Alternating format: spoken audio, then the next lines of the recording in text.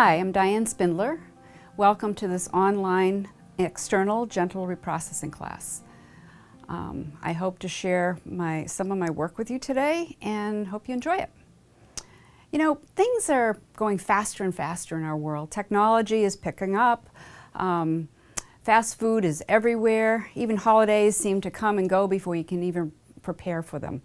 So why can't psychotherapy be faster? 20 or so years ago when I started doing psychotherapy, I was very frustrated because basically it took so long to help anybody get better and get out of their pain. So I started looking for ways to change that. And gentle reprocessing is what I came up with to help people get out of their pain quicker. It's a unique combination of various therapies, techniques that I picked up along the way, and it really helps people regain their lost power. I've been teaching this for more than 10 years now, and I hope you enjoy the seminar today. Why do people need therapy to begin with? Well, the short answer of that is people lose their power. When they lose their power, they feel bad about themselves, and then the pain starts. A newborn baby is one of the most powerful creatures on our planet. They can't raise their heads, they can't roll over. All they can do is cry and poop, basically. But they have more power over their moms than anybody else on the planet. They get exactly what they need when they need it, and it works for them. And take about a 2 or 3-year-old, they enter a room full of adults, and they go, "Hey, here I am. I'm so excited to be here. Look at me." And they feel like the most powerful person in the room, even though they're only 2 feet tall. They don't start to feel bad about themselves until they start losing their power, when something overwhelming happens to them. For instance, they get hospitalized for something, or they have abusive parents, or they get into school and they start being told that they're not good enough. That's when their power starts to leak away. So psychotherapy is a way of reestablishing lost power. Now I'd like to talk a little bit about what might be happening in your brain when you're losing power. Dr. Earl Gray, in a workshop I took with him, explained this quite succinctly.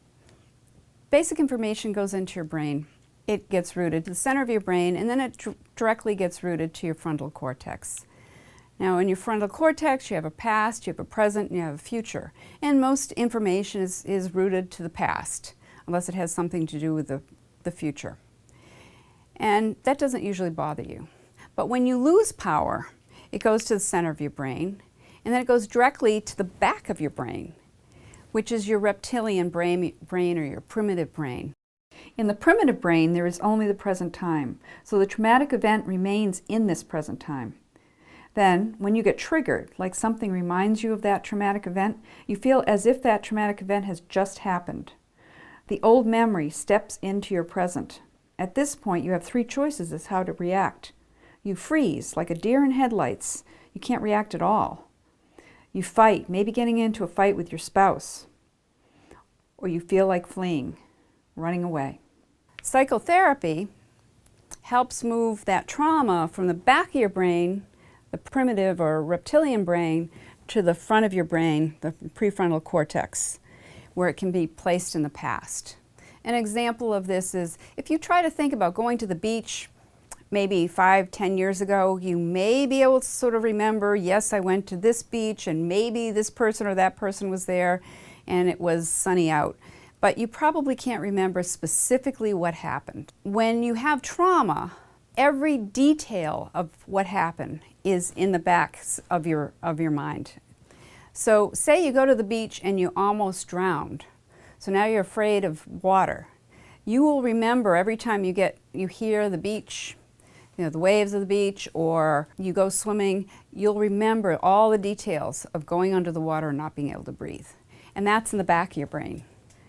So psychotherapy in general is designed to bring that trauma or that negative belief into the front of your brain. Another way of looking at this is if you have an overwhelming event come to you, it takes place in your psyche in 4 different ways. One is a traumatic event. For instance, if the traumatic event is when you were a child, you didn't get enough brownies. Everybody at the table got brownies, but you weren't given brownies. You were told no brownies for you. The second two ways are like twins, your emotions and your body sensations. The emotions and the body sensations are paired. For instance, if the traumatic event is that you didn't get enough brownies as a child, you might feel hurt in your stomach, you might feel angry in your fists, you may feel sad in your heart. And the last way is probably the one that's most destructive. It's the negative cognitions or negative beliefs you start to have about yourself when this traumatic thing happens. So, okay, you didn't get enough brownies when you were a kid, you feel it in your body, you have strong emotions about it, and you might think, something's wrong with me. I'm unlovable. Nobody wants me. I'm broken. I'm too fat.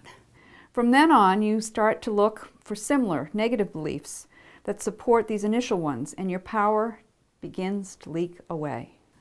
So with gentle reprocessing, we clear the emotions and body sensations. Once this is done, we can install positive cognitions to replace the negative ones. So the positive cognitions you might use are, I'm fine the way I am. I'm lovable. I'm worthy. I'm good enough. I am powerful. Gentle reprocessing releases the emotions and body sensations from a traumatic event, thus neutralizing the overwhelming events and allowing positive cognitions to be installed. Let me say that again. It releases the emotions and body sensations from a traumatic event, thus neutralizing the overwhelming events and allowing positive cognitions to be installed. And this is the most important piece, resulting in the reestablishment of one's power. Because once you get your power back, you feel better and all that pain is gone. Another advantage to gentle reprocessing is by its very nature, it helps the client to stay in his or her comfort zone. Ogden, Milton, and Siegel came up with the idea of the autonomic arousal zone, which basically means when you're working with somebody with trauma, if they get out of their comfort zone, they either become hyper-aroused and your clients are unable to continue working on the traumatic event because they get overstimulated. Some possible forms of this could be intrusive images, flashbacks, flooding, acting out behavior, panic attacks, abreactions, or paranoia. Or your clients can become hypoaroused. This also means a client is unable to continue therapy. But in this case, it is because they are not there or become numb and can no longer engage in therapy. One of the nice things with gentle reprocessing, it makes that comfort zone larger because of several shields that are built into the process. I want to talk a little bit about the difference between external gentle reprocessing and internal gentle reprocessing. Today we're going to be talking about external, but I want you to understand that there's two different parts of gentle reprocessing. It gives you just an idea of what's going on. Both use bilateral stimulation. Both use metaphor. In external, it's basically an external metaphor. Drawing is used. In internal, it's an internal metaphor with guided imagery. The clientele of both are slightly different. External was created because there was a clientele that didn't fit into the internal mode. So the clientele for external is fragile clients. By what I mean by that is people who are seriously traumatized, such as DIDs, which are people with dissociation identity disorder, once known as multiple personalities, war veterans, energetically sensitive clients, people like that who have such a hard time touching any kind of trauma. External works really well for. Teenagers who don't want to talk, it's very good for, and children that are too young to actually do much therapy with. It works with children as young as 2.5. As far as internal gentle reprocessing goes, the clientele is usually about 12 years and over, and anybody who can tolerate doing the internal work. The focus of external is more global, and the focus of internal can be either global or very specific. These are some of the strengths of external gentle reprocessing. You can use it with children as young as 2.5. The client does not need to know what's bothering them.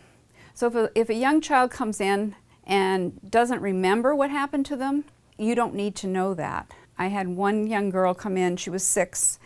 Her behavior was, she fought with everybody, including her mother and all the neighborhood kids and her sister.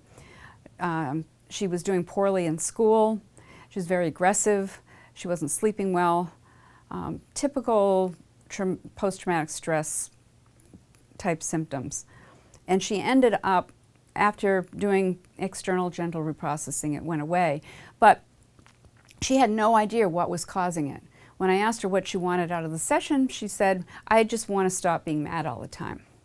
And it turned out that her dad had left her mom, well, her dad had left when she was age 2.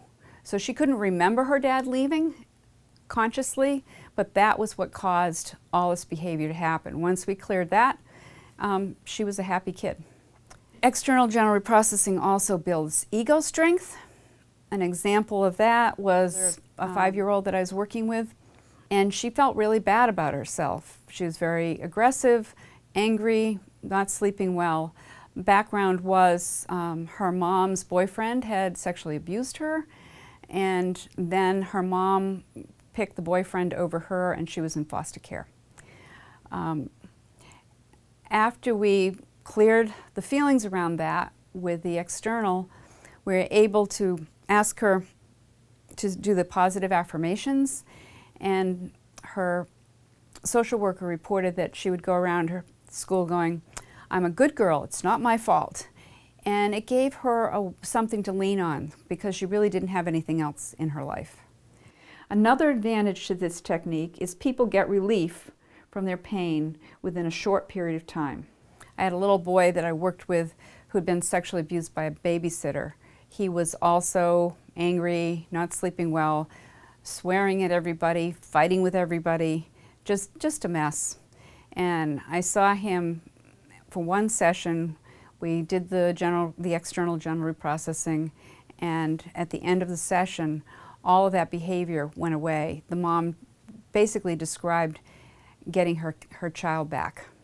Some of the negative behaviors to look for in children are uncontrolled anger, difficulty sleeping, nightmares, physically acting out, bedwetting, trouble in school, constant unhappiness, sadness, and inappropriate language, like I just explained with some of those cases. We also see many of these behaviors with traumatized adults. In addition, they may have severe anxiety, depression, panic attacks, problems at work, trouble in their relationships, addictions, and/or flashbacks. Now I'd like to talk a little bit about how I see trauma in the brain. This is your brain without trauma. This is that baby or that 2-year-old that is full of power. But eventually what happens is trauma finds that child, and it starts to grow and grow and grow and grow. It gets to a point where the trauma is so overwhelming, a person starts to look for something to help themselves. So they put a Band-Aid on it. Now the Band-Aid is a type of coping mechanism. It may come in the form of addictions. It may come in the form of sexual addiction. It may come in the form of drugs. Or the latest with teenagers is with cutting. But none of that is very helpful for someone, because as you can see, all around the edge, the trauma is still spilling out. And that trauma that's still spilling out comes in the form of nightmares, post-traumatic stress disorder, panic attacks, anger, anxiety, depression, fear, sadness, hoarding, dissociation, thumb-sucking, eating disorders, bedwetting, and many other symptoms. Anything that is not underneath the Band-Aid just starts to leak out. And the Band-Aid needs to get bigger and bigger in the sense of more and more addiction, more cutting, and more drugs. So this is your brain before genital reprocessing. You may have coping mechanisms over your trauma, but the trauma is still spilling out everywhere. But as you do more and more genital reprocessing, the trauma starts to shrink. And eventually you can take the Band-Aid off and there's just a little bit of trauma left. And it shrinks a little bit more. until you find you are like that baby or that 2-year-old and full of power. It's very important that you do a thorough history before you even start doing gentle reprocessing. I can't emphasize that enough. If you don't do a thorough history, you may end up triggering things that you weren't expecting.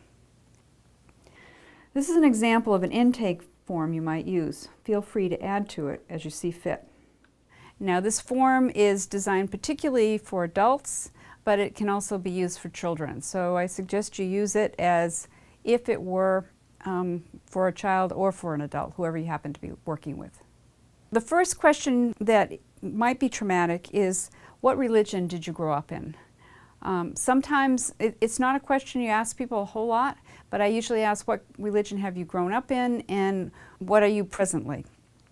A lot of times that gives you a clue as to if their religion was traumatic for them or not. Then you go through and you ask, the general questions that you ask on any intake. But when you get to treatment, that's another place where trauma may have happened. I usually ask when the treatment happened, what they were there in treatment for, and if it was helpful. The if it was helpful question is really important because sometimes therapy was what was traumatic for them. So you want to be aware of that. If therapy didn't work for them for whatever reason, that may be a conversation you want to have with your client. I also ask people about their physical health, because a lot of times that tells you if they have had an accident or operation or miscarriages or abortions, if it's adults, any broken bones, chronic pain, allergies, asthma, head injuries. All of those things help to tell you where trauma may lie. And if somebody says they have an accident, I usually check when it was and what exactly happened to make a note of that. And if it was traumatic for them, was that hard for you? A lot of times when kids are hospitalized young, that can be a very traumatic experience for them. Asking them about sleeping is important. If they have trouble falling asleep, staying asleep, going back to sleep, if they wake up, do they have any nightmares or bad dreams? If you actually can find some nightmares and bad dreams, that usually makes a pretty good target unto itself. So if a child is having nightmares, that may become their monster when you're working with it, and that will make more sense later on. Also ask about appetite, if there's any weight gain or loss. It will tell you, especially with teenagers, if there's a eating disorder problem. And lastly, you might want to ask them about what their goals are. What would they like to see different in their life when they're done doing this work? Young kids, you'd be surprised. They may say, I want to stop feeling so mad. And they're very simplistic about it. Adults may have more goals than children. They may want to be less depressed, get rid of their nightmares, and sleep better. Or they may want to be more focused in their lives. And I like to have them score these goals 1 to 10. 10 means it's really important to them. It doesn't have to be a priority list. They can have as many 10s as they want. But to understand what's most important to them, because sometimes a clinician will go for what they think is useful, but they'll miss the mark as to what your client is looking for. With young kids, I tend to say, how much does this bother you? Does it bother you this much? Does it bother you this much? Does it bother you this much before we start? So then I go 1 to 10 depending on how much. I had one kid say it bothered him 3 times around the world. So they really knew what I meant by how much does it bother you. So then when we got done doing the external gentle reprocessing, I said, how much does it bother you now? Oh, just this much. So you could see that it went from 3 times around the world to very little, and that was an improvement for him. Another method that is very helpful in gathering data is to do a family genogram. I'm sure most of you are familiar with that. Things that are important to look at on a genogram is birth dates, of course, how long people were married, suicides, possibly because a suicide can have a huge effect on the entire family, even 2 generations down. What people tend to die of. If both sides of the family are dying from cancer, you may find that your client is afraid they're going to die from cancer, even though they haven't had any signs of cancer. So there may be a target there or a fear of death. And if there's a whole lot of death in a family, I had one young girl who had, I think she was 14, she had like 15 people that were close to her who had died in the last 3 years. That was her biggest issue, was it just seemed like everybody was dying. Divorces are a good thing to include. And then I usually tend to ask, is there any mental health in the family? Any mental health issues? Anxiety, depression, bipolar, schizophrenia, or anything else. So I tend to make a note of that. And if there's any drug or alcohol abuse in the family. It's a very quick, easy way of checking to see what's going on with everybody and who all the players are. Now, in addition to the family genogram, I look for other possible targets. When I ask about the drug or alcohol abuse, I tend to ask what their relationship is with alcohol and how much they drink. Because a lot of times people who drink a lot don't think they have a problem, but when they tell you they're doing 1 or 2 six-packs a night, it kind of gives you an idea of what's going on for them. The next thing that I ask about is emotional abuse. Did your parents tend to yell at each other? Did they call you names? Did they call each other names? Was either of your parents hypercritical or in your business too much? Were either parents emotionally distant or not around very much?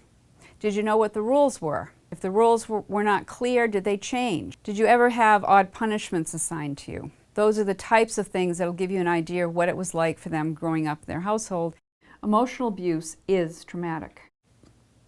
The fourth thing I look at is if there was any physical abuse happening. So I usually ask, was there any hitting in your household? Who hit who? And what kind of hitting? Were you ever hit by anyone outside of your household, either on the playground or in a relationship? So you want to get an idea of if there was any physical problems there. Lastly, I tend to ask if there's been any sexual abuse anywhere in your family. I try to start with it being kind of general. And if they say no, then I'll say, were you ever sexually abused?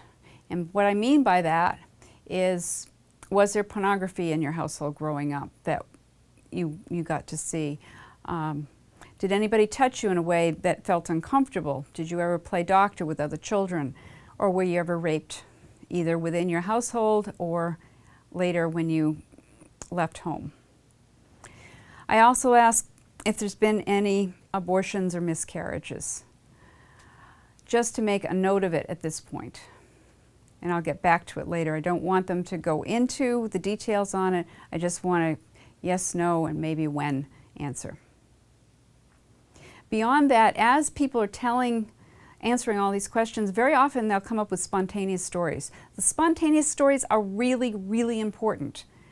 They tend to be the real targets. So listen for any spontaneous stories, make a note of them, listen long enough so you can just make a note of what happened and when and to who, and then ask them to go on to whatever questions that you still need to ask. Then I ask people if there are any other things that they'd like me to know about what happened to them. It might be, they might say something like, well, there was that time when I came home from school and my father had gotten rid of my dog. He said because I did something wrong. Now that's huge. It wasn't necessarily a spontaneous story that came up, but it's really important to the client. So for them to offer any stories that they haven't talked about. If none of these work out,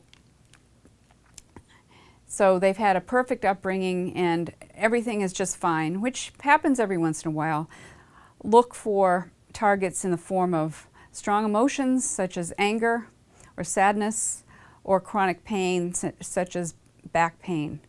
I had one gentleman that I worked with who had chronic pain in his neck, and he'd had an accident. We cleared the pain in his neck.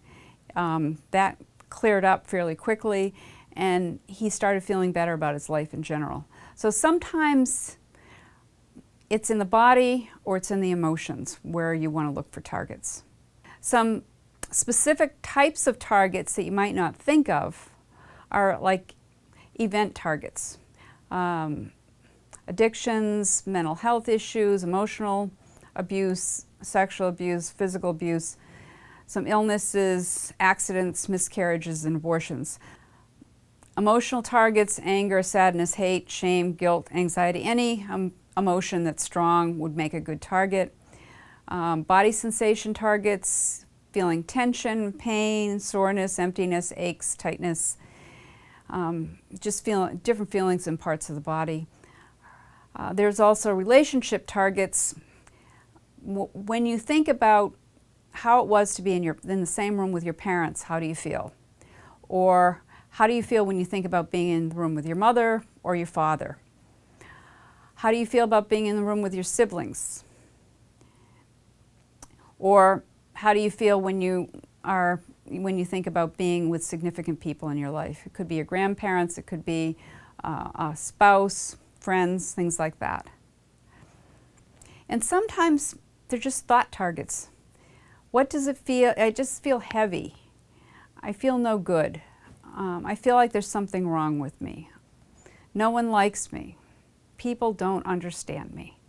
All of these are targets that you may use, especially with adults when you're doing external. Children usually are more spontaneous. The younger they are, the more spontaneous they are with coming up with targets. But it's good to know that these are all what targets look like. So if they show up, you can recognize them. So now I want to go through the protocol of external general reprocessing. This is much more fun than all this other stuff, I hope, for you. First, take a blank piece of paper. Draw a line down the middle of the piece of paper. On one side, they're going to draw a picture of how they see themselves when they think about the target event. And on the other side, I call it the monster, or the feelings that they have when they think about the issue they're talking about. Now, I had a little boy that I worked with. He was only 3, and he came in because he was so angry. And I thought I would just have him make a mad monster and a self-portrait, and he would be fine. So he made the self-portrait, which looked like a scribble, because he was 3. And then he made the monster, which looked like another scribble in a different color, because he was 3. And then he made 2 more scribbles. And I said, "What are those scribbles?" He says, "Oh, that's the sad monster, and that's the hungry monster." So he knew what his feelings were better than I did, and he gave me a really good lesson to not try to second guess who his monster was. Then you take a scissors and you cut down the center line. The clinician takes the picture, the self-portrait, and puts it aside, face down, and then they're looking at the monster.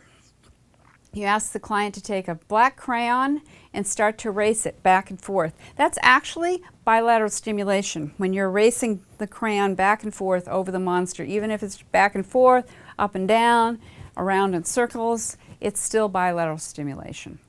While the client is going back and forth with the crayon, they're also saying positive affirmations. We'll get into those in more detail in a minute.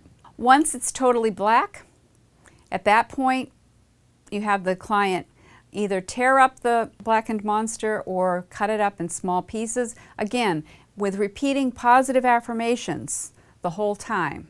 Now, the positive affirmations at this point are taking the place of the negative affirmations that might have been in that person's psyche before they blackened the monster. And they may start out not believing in those positive affirmations. They might say, "I'm a good girl," or "I'm a good boy," and not really believe that that's true. But by the time they're saying it over and over again after they blackened in the monster and cut it up, they start to really believe it. They're starting to get their power back. These are some of the positive affirmations you might use. I didn't do anything wrong. It was not my fault. If it happens to be their fault and you know it's their fault, just leave those out.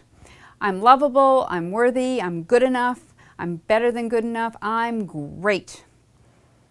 I can let this go and move on. I'm taking my power back. I have taken my power back. I feel powerful. And I like to say that with some emphasis because I want them to start to feel my enthusiasm for their power as well. So they're taking their power back. So sometimes I will say to people, can you remember a time that you really felt powerful? Maybe it was a time that you were playing sports and you went onto the field and you felt like a real athlete and you knew that you were going to have a good game. Or maybe it was a time that you had a special date. Anytime, or did well on a test, anytime you felt really powerful. I want you to feel that again when you say, I'm taking my power back, I have taken my power back, I feel powerful. That's what it's about, is feeling like they did when they were that 2-year-old in that room, or that athlete going out on that field. So you're trying to help them get to that place. Now, in addition to those things, you might want to add, I was only little, no one should have done that to me, or I am wanted, I am safe, I'm intelligent, I'm beautiful. Anything that adds to whatever it is that they're working on. You may find that they add some additional affirmations that they come up with on their own. And those are also powerful. Later, when you see a live demonstration, you'll see how that happened.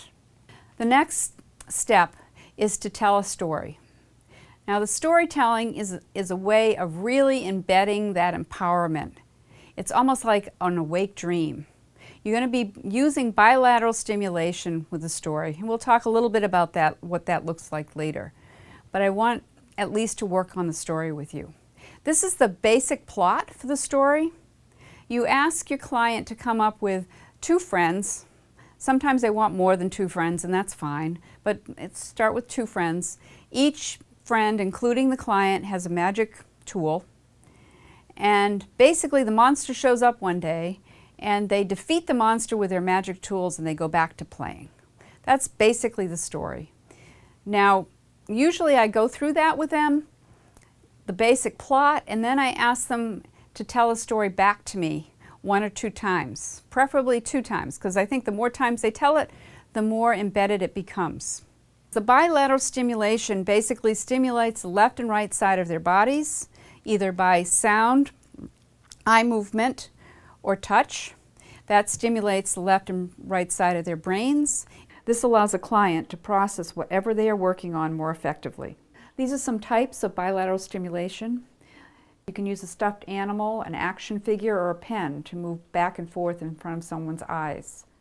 You can use a slapping technique, which I'll demonstrate later. You can use tappers, which are a bilateral vibrating machine.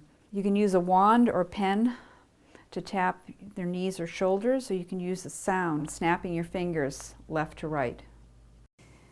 So then you ask them to draw another self-portrait when you're done with the story and see what the monster looks like. A lot of the time you'll see a big difference between the first self-portrait and the second self-portrait. And I'll show you a couple of examples of that later on. And usually the monster either gets smaller or runs away or isn't there at all. If the monster is still there, you might want to once more have them blacken it out and rip it up saying positive affirmations. Sometimes it may take 2 or 3 times of doing the drawings before the monster's gone. And that's okay too. If the monster doesn't disappear, then repeating it several times is fine. What the external general reprocessing does is it basically cleans out the old cognition so that new cognitions can be planted in its place. If you think about going to the dentist, and I had a dentist like this, so I tell the story. He was a very kind dentist. And what he did was he wasn't very good at Novocaine, so he'd do the best he could with Novocaine. And then when he would get to a place with my tooth that was not, it started to hurt, he'd sort of stop cleaning that part out, and then he just covered over with a filling, and then I'd have trouble later. Which he meant well, but all of those fillings basically fell out and there was decay underneath.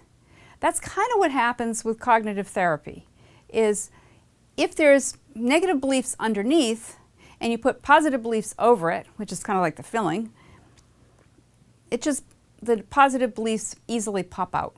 So it's really important to clear the negative beliefs so you can put the positive beliefs in its place.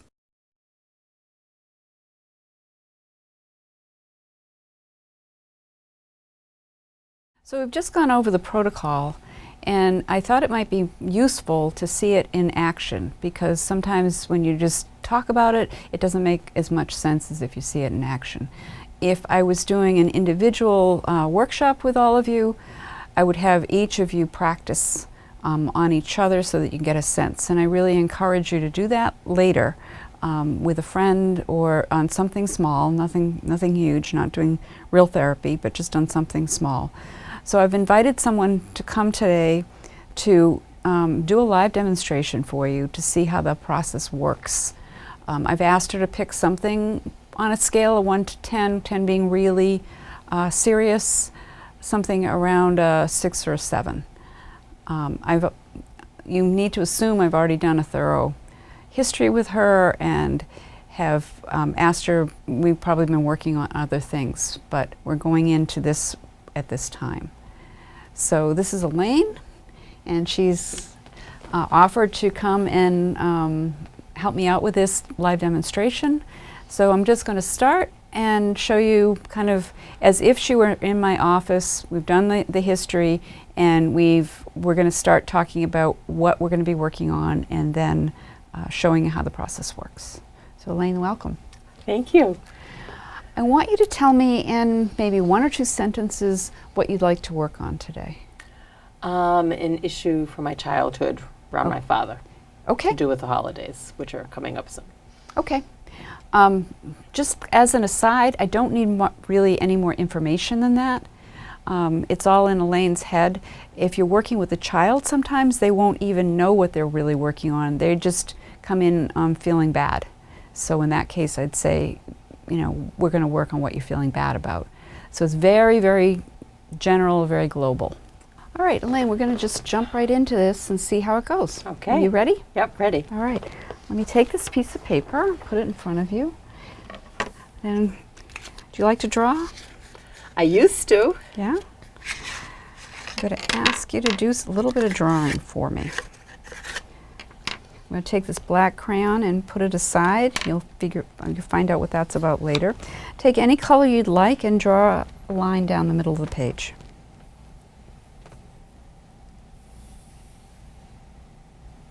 All right. Now on one side, doesn't matter which side, I'd like you to draw a picture of yourself when you think about this issue about the holidays coming up and what it was like for you when you were a kid. On the other side, I want you to draw how you feel about that. And I can use more than one color? You can use whatever colors you want.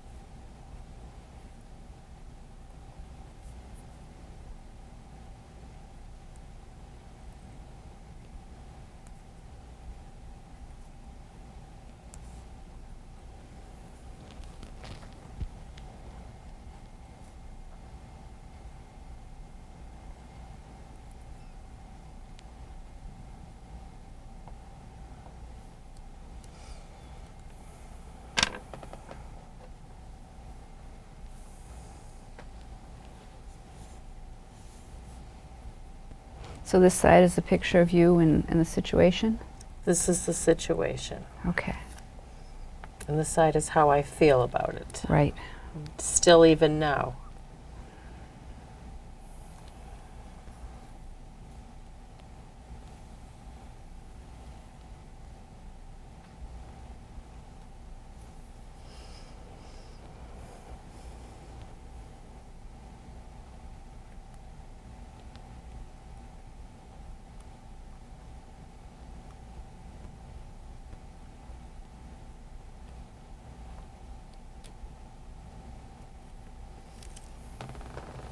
So can you tell me a little bit about this side? This is this little girl. She's still trapped in the bag. This is a bag. Mm-hmm. Okay. Just eyes, no mouth, because she never had the voice or the choice. Nice. Thank you. All right. Now I just want you to cut this line in half.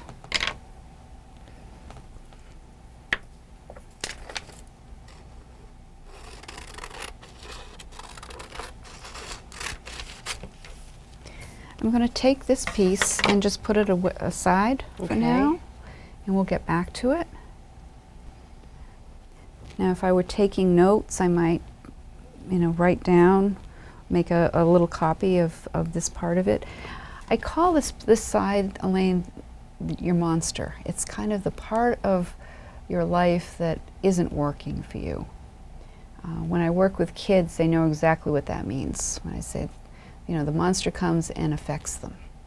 So we're going to get rid of your monster. So now we're going to take this black crayon to get rid of your monster. But first I'd like you to tell me, what would you like to say positive about yourself?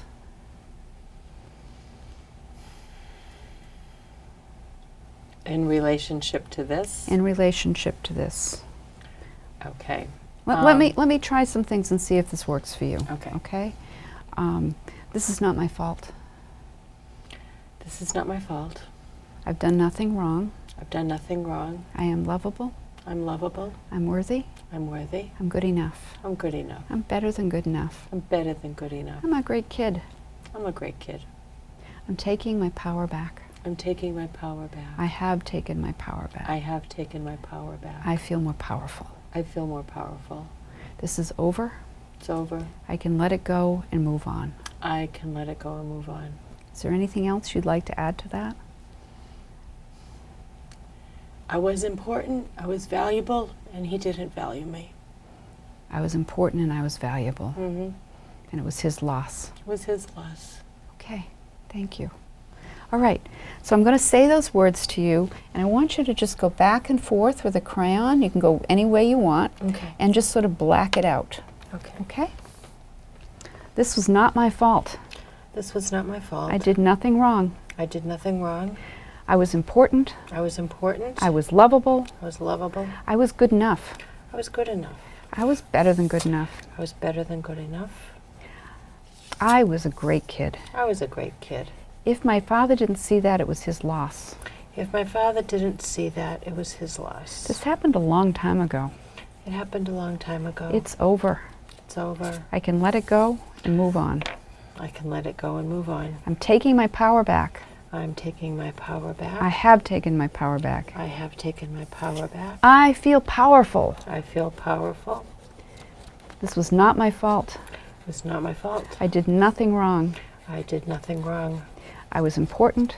I was important. I was lovable.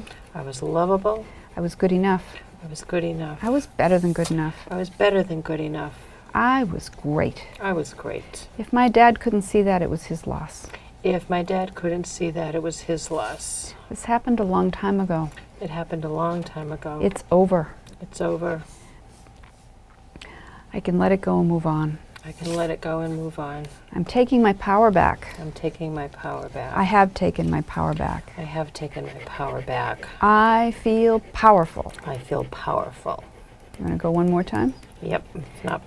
Yep. Yep, you ready? This was not my fault. This was not my fault. I did nothing wrong. I did nothing wrong. I was important. I was important. I was worthy. I was worthy. I was good enough. I was good enough. I was better than good I enough. was better than good enough. I was great. I was great. If my dad didn't see that, it was his loss. If my dad didn't see it, it was his loss. This happened a long time ago. It happened a long time ago. It's over. It's over. I can let it go. I can let it go. I can move forward. I can move forward. I'm taking my power back. I'm taking my power back. I have taken my power I back. have taken my power back. I feel powerful. I feel powerful. Okay, so you can stop with the crayon, That's the and I'm crayon. going to ask you to either cut this up in small pieces or rip it up, whatever feels more comfortable to you. And you're going to take this tissue, and it's going to end up in the tissue. This was not my fault. This was not my fault. I did nothing wrong. I did nothing wrong. I matter. I matter. I have feelings. I have feelings. And I deserve to have my feelings. And I deserve to have my feelings. I'm worthy. I'm worthy. I'm lovable. I'm lovable. I'm good enough. I'm good enough. I'm better than good enough. I'm better than good enough. I'm great. I'm great. If my dad didn't see that, it was his loss. If my dad didn't see it, that was his loss. This happened a long time ago. It happened a long time ago. It's over. It's over. I can let it go and move forward. I can let it go, move forward. I don't want to keep it anymore. I don't want to keep it anymore. I'm taking my power back. I'm taking my power back. I have taken my power back. I've taken my power back. I feel powerful. I feel powerful. I matter. I matter. I'm important. I'm important. It's okay to have my feelings. It's okay to have my feelings. People recognize them now. People recognize them now. I feel good. I feel good. I'm letting this go. I'm letting it go. Anything else you want to add? Feel better. It did matter, but I can let it go. Because he didn't understand. He couldn't. But I can. Okay. So I'm going to put all these pieces in this tissue. I'm going to wrap it up. Get all the black. Oh, you want to get rid of all the black? All the black. Okay. Make it go away. I'm going to take this with me, and I'm going to get rid of it for you. Is that okay? Yes, thank you. All right. Now we're going to do the second part of this. Okay. And I'm going to ask you to hold these, one in each hand. And I'm going to turn it on. You're going to feel a little buzz. You feel the buzz? Yep. All right. Now you can, does that feel good to you? Because I can make it more intense or less intense. Either way. Okay. I can make it go faster, or I can slow it down. Fast is good. Fast is good. Yeah, fast is okay. good. And the buttons are right here, so you can change it if you want to. Okay. All right. You're in charge of that. Okay. All right. So what this does, Elaine, is it stimulates the left and right side of your body. Okay. And I'm going to show you some other ways we can do that later, but we're using this for now. And when it stimulates the left and right side of your body, it stimulates the left and right side of your brain. And that kind of balances your brain and helps whatever we're doing to work a little bit stronger. So you don't have to figure that out or anything, just know that that's kind of the way So it works. it kind of makes it take. Yeah, Okay. it helps it to take. We call it installation. Installation, okay. All right, so what we're going to be installing is your power. We're going to make up a story, you and I together. You're going to help me with the different parts. And then I'll say the story and you can repeat it and you can add anything you want in with the Okay. story. All right? So I want you to pick two friends to be in the story with you. Okay. Want me to tell them to Yes, just first names. you? Okay, Maya and Paco. Maya and Paco. Okay. Now, you are in the story with Maya and Paco, and they each have magic tools. So, what magic tools would you like the parts of your story A to? lance. Who has a lance? They both do. They both have lances. They And both how have about you? lances. I get a big gold sword. Big gold sword. Okay. Do you want somebody to have something to make the feelings just totally disappear? I'm doing that. Okay, with your sword? Mm-hmm. Okay. So, I'm going to, as I said, I'm going to go through the story with Okay. your characters and their magic tools and kind of show you what the plot is, and then you can tell it back to me. Okay. All right. So, once upon a time, there were 3 friends playing in the park. And they were having a great time playing. And suddenly, over the hill, boom, boom, boom, boom, boom, boom, boom, boom, came this monster of Christmas past. Ooh. And at first, Elaine was feeling a little bit scared. But she realized that she had her 2 friends, and they all had their magic tools. And Paco and Maya took out their magic tools, and they skewed the monster with their lances. And then Elaine came and took her magic, what kind of sword? Gold sword. Magic gold sword, and cut it in little pieces. And then what happened to the monster? Then what happened to the monster? Mm-hmm. Black smoke. Poof. Black smoke, poof. Gone. Because the gold just The gold disintegrated him. transformed it. And they went back to playing in the park. And they lived happily ever after. The end. So would you like to tell a story back to me? Oh, tell the story back to you. Okay. So I'm playing in the park one afternoon with my best friends, Maya and Paco. Uh-huh. And up over the hill where the big trees are, we kind of saw something coming at us. Mm-hmm. We could feel the vibrations in the ground, and you just Boom, kind of knew. boom, boom, boom, Yeah, boom, and you boom, knew it boom. wasn't good.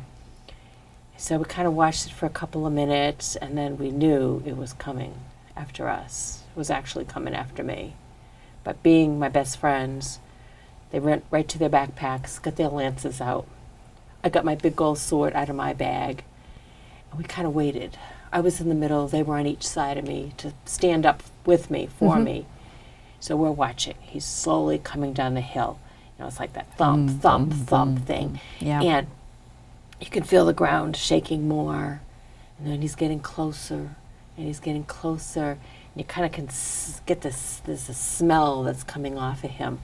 So we knew we only had one chance. So it was like, we have to wait. We knew we had to wait till he got as close as we dared. So when we got to the place where you could really smell that stench that something really bad gives off, as a unit, we all charged. We pierced him with our magic tools right in the center of his being.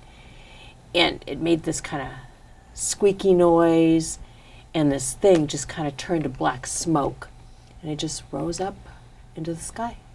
And it was gone. He was gone. There was no residue left, nothing. It's like we all kind of looked at each other, like, wow, that was cool. We put our tools away, and we finished playing. Nice. Nice. Thanks so much. Thank you. That was a beautiful story. You did a much better job than I did. All right. So I'm going to shut this off Okay. now and take those back. All right. So we're going to do the drawing again and Okay. see how you're feeling now. Okay. Okay? So once more, put a line down the center of the paper.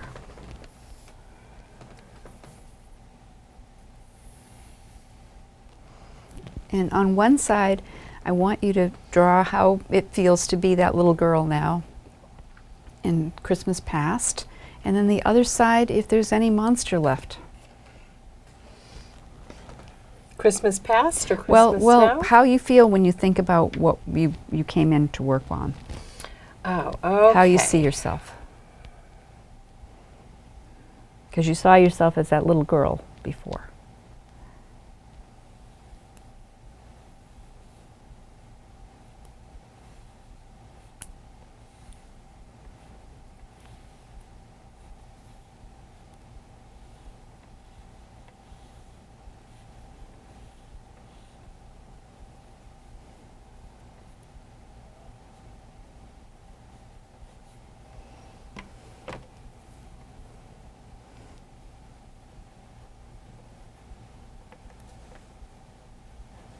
It's a nice star on the top of that tree. It's got a big star now.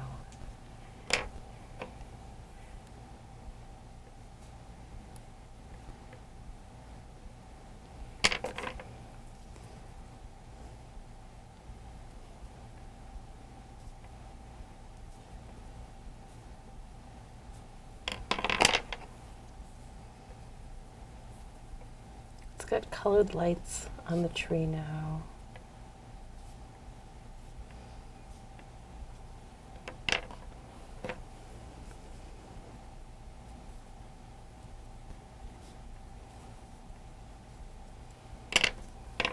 Take your time.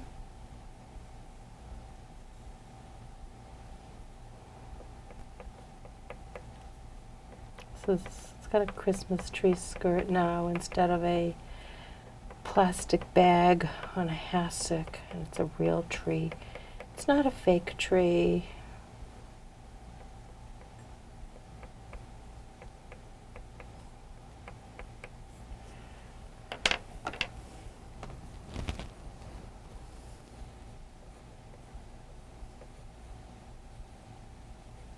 And His presence under the tree.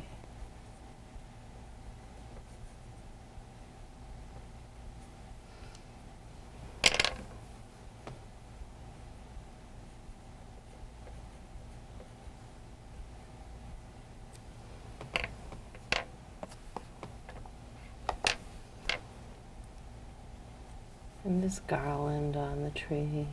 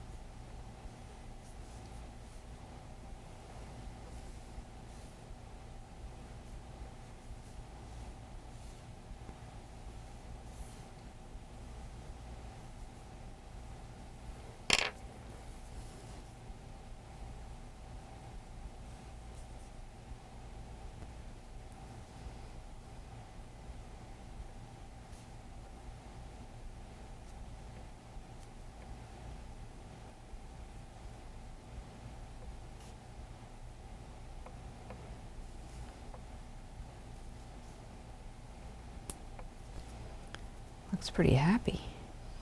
She's happy now. She's got her real big tree.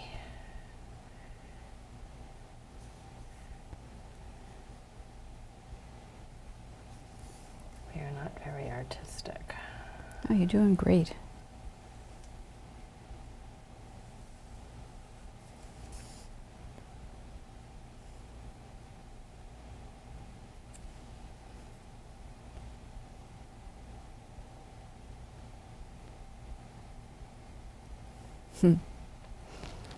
She's pointing at the tree. And she's pointing at the tree. Uh-huh.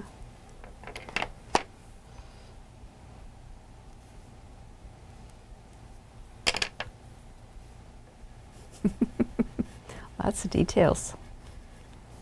Oh, she's happy now.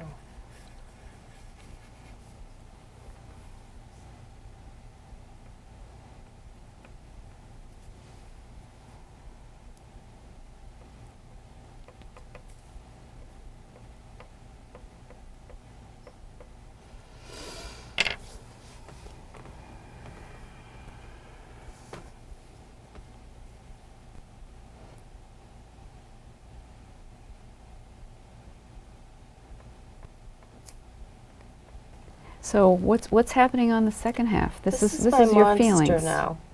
The bag has been pierced, Uh-huh. and all that was inside is just becoming smoke. So there really isn't a monster left. Nope, it all puffed off into the universe. Okay. He's all gone. All right. Nice. Gone. He's gone. Really nice. That's a wonderful picture. What I'd like you to do now is, we don't want the monster at all, so why don't you cut that in half again, like you did before.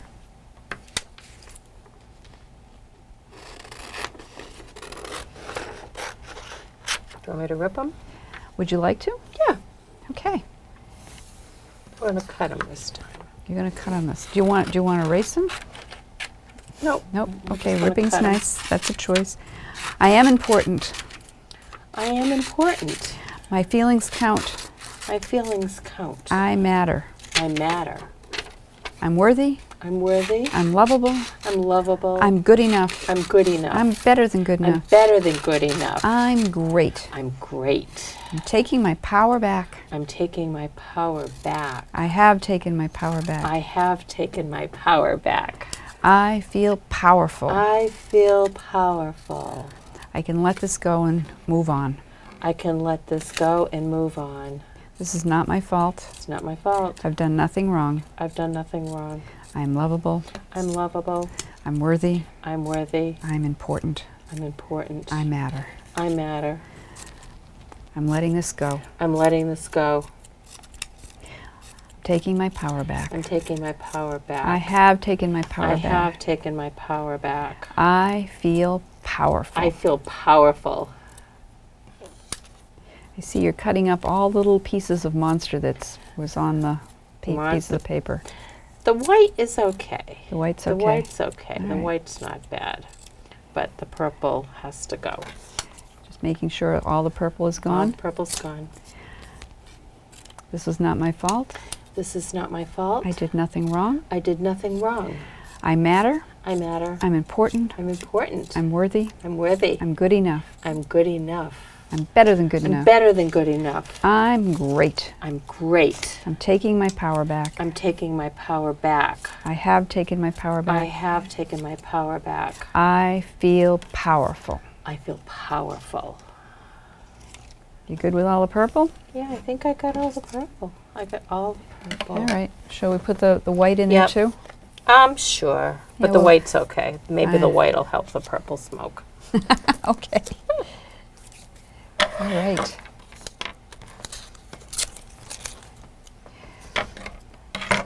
So I wanted to show you, I'm wrapping this all up. I'll take this with me and get rid of it for you. Is that all right? Can you burn it? I can burn it. Okay. I'm not going to burn it here in the office, but I will burn it. She's much happier. I want you to see the difference between your two pictures. Oh my gosh. So when you think about the incident at Christmas time, what was it, not getting a tree? I assume by your tree? Well, we used to have this little fake tree that was about 3 feet tall. Uh-huh. And my mother used to put it on a hassock, and she'd cover it with a plastic bag. And because my father didn't want to buy a tree, didn't want the mess, thought that was good enough. Mm-hmm. So now when you think of the tree incident, it feels better? Yeah, got a Jagunda tree. Great. Thank Real you. tree. Well done. Thanks so you. much. Thank you. Elaine, thanks so much for doing the drawing. You're welcome. But if a clinician didn't have tappers, which is what you used in your hands, there are other ways of doing the bilateral stimulation during the storytelling. So would you be willing to show people how this works? Sure. Okay. You can use touch, which is what the tappers use. You can use sound, or you can use sight. So all of that is bilateral stimulation. So I'm going to show you different ways that we can do that. Okay. Now, if you are a therapist, you might enjoy using this guy, who is Freud. It's a little action figure, complete with cigar. And so I'm going to show you how to use Freud with sight.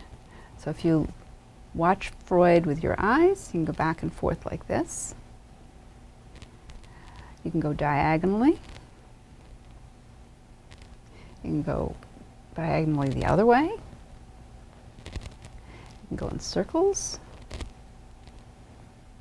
You can reverse the circles.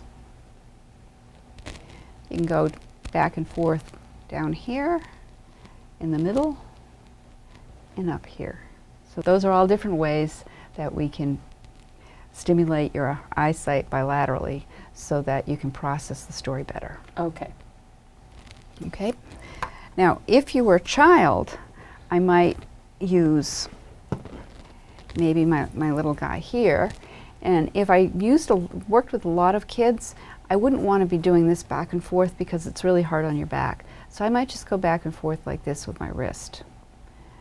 And that's a little bit more convenient. Or I might go in circles or back and forth and diagonally. But you might want to use something that's kind of tall but friendly looking. When I'm working with really little kids, because you can work with kids as young as 2.5, sometimes I use a stuffed animal that's a little bit warmer and fuzzy, or a teddy bear or something like that. Now again, we can use the bilateral stimulation to stimulate your brain back and forth, and it helps you process the story. So again, it can go back and forth this way, this way, this way, circles, either way, diagonally, either way, or it can do this quadrant, up and down, or up and down. Does that feel comfortable? Yes, I like that one. Okay. So I showed you how to do bilateral stimulation with eye movements. But if you don't have tappers, you can also do bilateral stimulation with touch. Now, touching people is against our codes, so it's good to use a wand or a pen or something so you're not touching someone directly. So that would look like this, just left to right, back and forth. And one of the nice things with touch is you can close your eyes and kind of go into the story. So when you're doing the story, you might want to go back and forth, touching just like this. Or if you want, you can put your hands out like so, just rest them, and I can touch the hands back and forth. Or you can flip your hands over, and I can touch them back and forth. Now, just tell me, how does that feel, the touch? Am I hitting you hard? Nope, it's very gentle, it's very soft. So you're barely feeling it. Correct. All right, so that's just a very gentle touch is all that's necessary. You don't have to hammer anybody. Ricky Greenwald came up with something called the slap technique that he uses with teenagers in particular. I find it particularly good with young boys, but young girls like it as well. And it goes something like this. If you could just hit my hand and down, and it keeps your mind busy.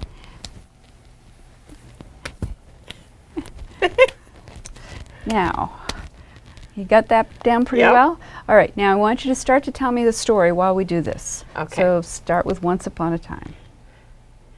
Once upon a time, Elaine was playing in the park with her two friends, Maya and Paco. So that's basically the way it would go. Okay. So it keeps kids really occupied while they're doing it. They're getting the bilateral stimulation, which means that they're processing the story a little bit better. And it's also very active. So if they're particularly active children, it works particularly well with them. There's one other way that we can do bilateral stimulation, and that is sound. So if you have clickers, or you're very good at snapping your fingers, so it'd be just like this, back and forth. So you can have either a clicker in each hand, or you can snap your fingers back and forth, or sometimes have a small drum, so you're drumming back and forth that way. It also works for bilateral stimulation. Lane, thanks so much for coming in and doing this for me. I wonder if you could share with the audience how you feel after going through this process. Lighter inside, like something actually did get released. So thank you very much for that. Oh, I appreciate you being here. Thank you. So now you've seen a live session and what that looks like, and some alternatives to bilateral stimulation. All right, so you've now seen how this works, both explaining it to you on the slides and doing a live demonstrations. I'm going to give you some examples of some children and some adults that I've worked with, or other clinicians have worked with. This little girl was 7 years old. She was adopted. She was the youngest of 3. She was having nightmares. She was having trouble sleeping, and she was very angry with everybody. So this was the first self-portrait that she did of herself. And this was the second self-portrait she did of herself. It doesn't take an art therapist to see that there's a huge difference between the two portraits. She was feeling much, much better. She still had some other therapy to do. This is not like all the therapy that you need to do with this kid. She still had some family work she needed to do in getting along with people. But the nightmares went away. She was less angry, easier to get along with, doing better in school. In general, she was much happier. And this was one session. This was a 9-year-old. At 6, she had been sexually abused probably several times by a babysitter, and she was angry, doing poorly in school, and nightmares. This is typical behavior for children who have been traumatized. This is her second self-portrait. The top person is her brother, and he's doing a karate chop at the monster, and she's got a gun taking care of the monster. You can see that she's not asking for dad, she's taking care of it by herself.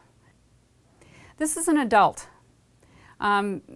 She's saying, I'm afraid, I'm trapped, I'm paralyzed. Notice you can barely see her body, and her feet are missing. Her smile looks like it's plastered on. The next picture she does, she's saying, I'm safe and I'm here to stay. Notice her feet are on the ground. And she's feeling a lot better. This was a DID, or a dissociative identity disorder, or multiple personality I worked with. This is one of the personalities. It's one of the younger ones. It shows a picture of a little girl in bed with her teddy bear. It's a little bit hard to see. And she says no eyes open. She's basically hiding. Her second picture, she's outside and she's sitting up in a tree and she's feeling very heart-centered, literally, and happy. For this particular client, being up in the tree is her power spot. So it's saying, I'm powerful, I'm feeling pretty good about life. This is an example of a monster. Now, because all the monsters get erased, this is my rendition of the monster that somebody erased. This was an adult. She was having severe, vivid nightmares every single night of this monster would show up. The monster would have a knife, a gun, sharp teeth, and the monster would shoot her, cut her up, and eat her. That was her dream every single night. Now, after she did the external general reprocessing, the monster's horns turned into party hats, all the teeth fell out.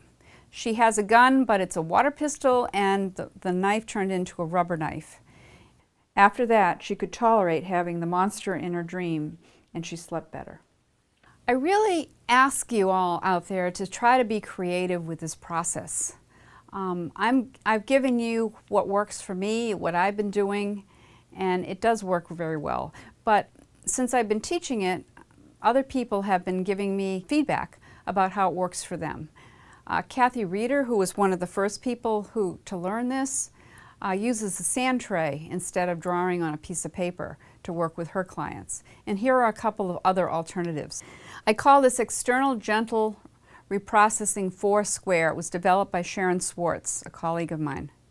As you will see, the story is basically built into the protocol, so we don't tell a story. You take a piece of paper and you divide it into 4 sections and number it 1, 2, 3, and 4. You show only one section at a time, and you ask your client to draw a picture of what's bothering them. This is a picture of a wall. It was an adult, and the client felt like she was stuck behind a wall. After looking at that wall for a while, something sort of shifts in people's heads, and you just ask them, look at the wall until something shifts. When something shifted, I went to the second sheet, the second square, and asked them to draw the picture again. This time the wall wasn't as large as it was the first time. By the way, my client drew much better than this. Then you look at that picture for a little while, and when something shifts, you go to the third square and ask them to draw the wall or whatever they're working on. And at this point, once something shifts, you go to the fourth picture. And usually by that time, the problem is replaced by a positive picture. Now sometimes you have to go through several sheets of paper before you get to the positive picture, but you eventually get there. I've had several young children that are gymnasts have accidents, and then they're afraid to go back on the equipment. This picture is an example of working through that fear. In the first picture, the coach is practically holding the child so that they don't fall off. In the second picture, he's spotting just a little bit away. The third picture, the coach is further away, and by the last picture, the coach doesn't really need to be in the picture, and the child is able to do the handstand by herself.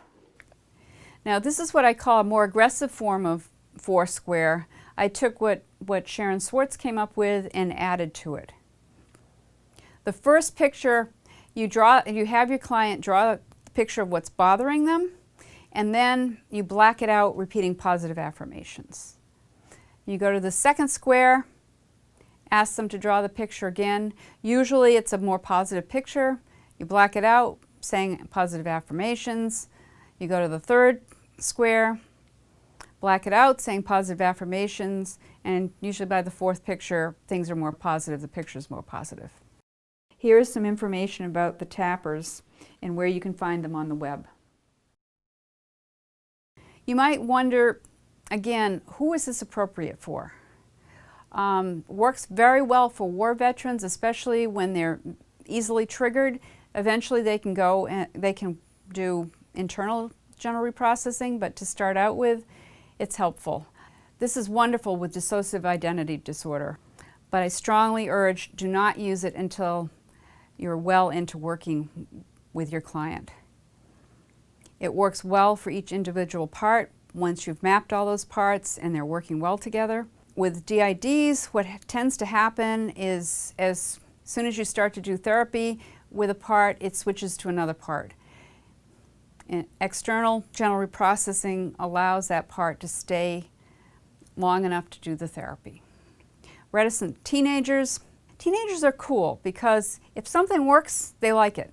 And they really don't want to be in therapy forever. They'd like to come in, take care of it, and be done. So it works well with teens. People who are energetically sensitive very often cannot talk about whatever it is that's bothering them.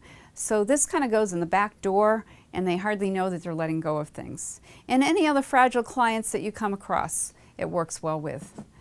When clients are not able to process trauma using internal general reprocessing, I'll start with external and then go back to internal if it is appropriate. And last but not least, it was originally designed to work with young children. I invite you to be creative with who you work with and how you do it. And one last question you might have is, how do you know if it works? Well, one way you can tell if it works is if you compare the before and after pictures. Also, ask the client how they feel. You saw with my live demonstration, the client was able to say, I feel lighter, I feel better. My little boy that felt 3 times around the world terrible felt much better when he reported back to me. So that before and after really helps you to see if your client's doing well. You may want to check with them later and see how they are doing. I have found that clients I have checked with months or even years later still report relief from what we targeted. So thank you for joining me today in this short seminar. I welcome you to be creative with this, and I hope that it helps your clients let go of their pain quicker and easier and permanently. Thank you.